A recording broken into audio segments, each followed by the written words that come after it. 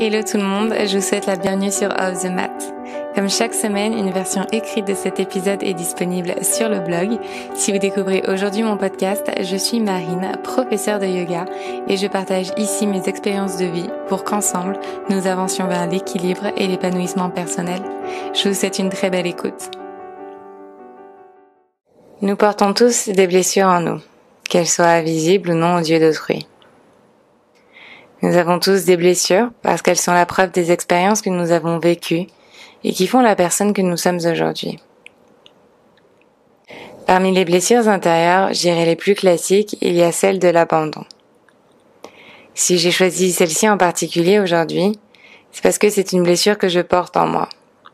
C'est une blessure que je tente de penser, de guérir, parce que c'est une blessure dont je suis certes consciente aujourd'hui, mais qui continue d'être à l'origine des schémas destructeurs que je me crée.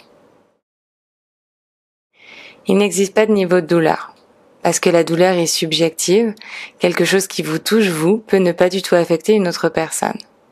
Et c'est tout à fait normal, parce que nous sommes tous différents et notre sensibilité à la douleur n'est pas la même. Dès lors que vous ressentez, vous avez cette légitimité d'accueillir, d'exprimer ce sentiment qui vous anime. Vous n'avez pas besoin de l'approbation de qui que ce soit pour valider cette douleur en vous. Cette blessure est présente et pour la guérir, il vous faut l'accepter, mais surtout, il vous faut l'assumer. La blessure de l'abandon naît d'un rejet vécu au cours de sa vie. Ce rejet, qu'il se soit produit au sein du cercle familial ou amical, a été vécu comme une expérience dite traumatisante. Dès lors qu'il y a un traumatisme, il y a ce mécanisme naturel d'autodéfense qui s'enclenche et qui s'exprime par la peur. Contrôlés par cette peur d'être abandonnés, nous créons alors un mécanisme d'autodéfense, souvent proche de la dépendance affective. Être dépendant affectif correspond finalement à s'attacher si fort à une relation qu'elle en devient fusionnelle et in fine étouffante. Toute dépendance est par définition toxique, puisqu'elle implique de faire reposer notre bonheur sur une seule et même relation. Relation que nous avons tendance à idéaliser, tout simplement parce que nous nous persuadons que sans elle, nous ne serions plus rien. Il y a donc un lien étroit entre la blessure de l'abandon, qui est finalement la cause, et la dépendance affective, qui est finalement l'effet. Lorsque nous avons vécu l'abandon, nous avons tendance à vouloir nous attacher un peu trop fort à certaines des relations que nous construisons.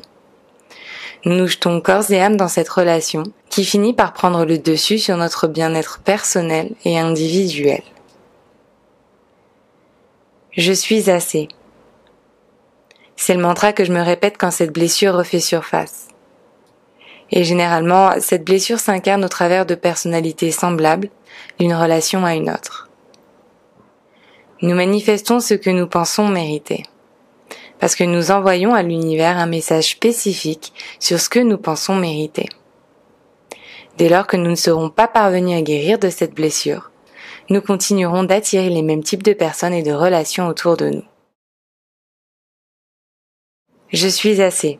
C'est le mantra qui me rappelle que je n'ai besoin de personne pour m'incarner et pour trouver mon propre bonheur.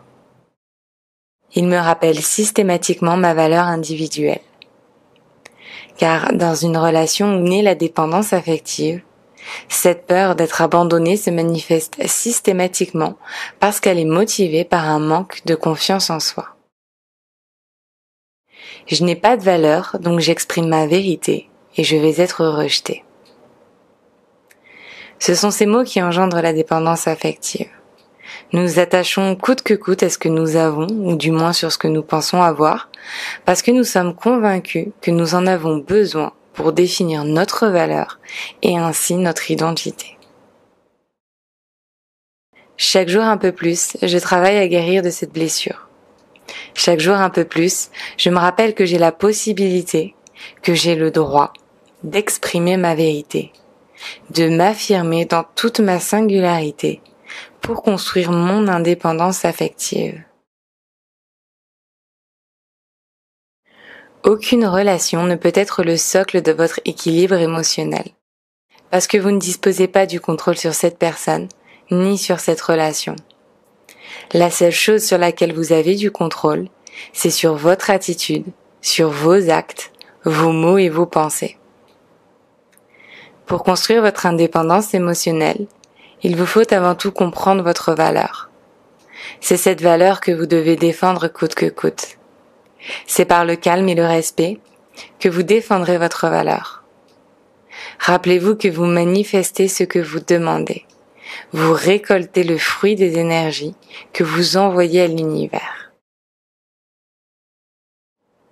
Cette nouvelle manière d'envisager mes relations m'aide à en construire des plus saines. Ces relations sont saines parce que je développe pas à pas une relation saine avec moi-même. J'apprends à exprimer ma vérité dans le respect et le calme, tout simplement parce que j'assume ma vérité. À prendre ou à laisser, comme on dit. Et c'est dans cette assurance que vous vous inspirerez finalement. C'est dans cet alignement complet de qui vous êtes et incarné que vous brillerez d'une lumière un peu plus grande chaque jour. S'aimer et s'assumer ne passe pas uniquement par l'image physique que l'on renvoie de soi au monde. S'aimer, c'est aussi défendre sa valeur d'un point de vue plus holistique, plus global. L'amour de soi naît d'un respect profond pour qui l'on est à l'instant T. L'amour de soi naît de la reconnaissance de qui l'on est, avec ses failles et ses douleurs. Personne n'est parfait, sûrement que vous avez des défauts, mais comme tout à chacun.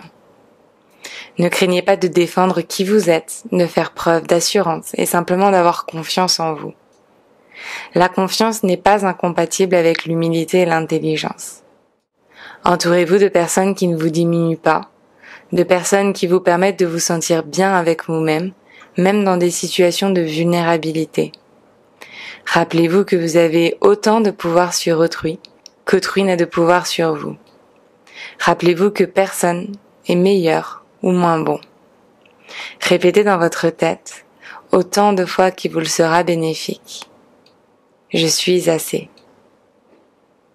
Je suis assez. J'espère que ces mots résonneront en vous et qu'ils vous inspireront dans votre chemin de vie. Si cet épisode vous a plu, n'hésitez pas à écouter le reste de la playlist et à rejoindre dès aujourd'hui Luna, une communauté bienveillante que j'ai à cœur de guider chaque semaine vers le bien-être et la pensée positive au travers de mots doux inspirants.